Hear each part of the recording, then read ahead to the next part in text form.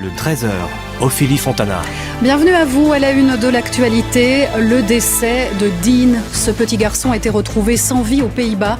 Il aurait été enlevé par cet homme, un ami de la famille, condamné par le passé. Pascal Bustamante nous donnera des précisions dans un instant.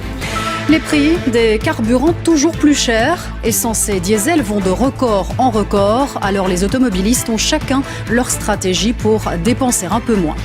Acheter un bien immobilier en ligne, c'est possible grâce à cette plateforme des notaires. Le système séduit de plus en plus d'acheteurs. Nous vous expliquerons pourquoi.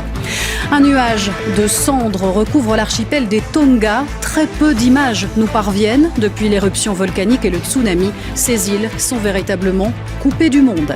Et puis, casting 5 étoiles pour le nouveau film de Claude Lelouch, son 50e. Il nous en parlera dans ce journal.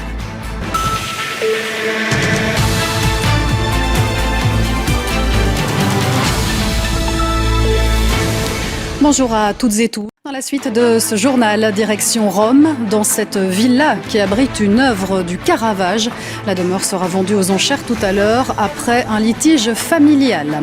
L'écluse d'Ampsin est désormais mise en service. C'est une étape importante dans les travaux du barrage. Et Marc Mélon nous expliquera ce que ça va changer dans un instant.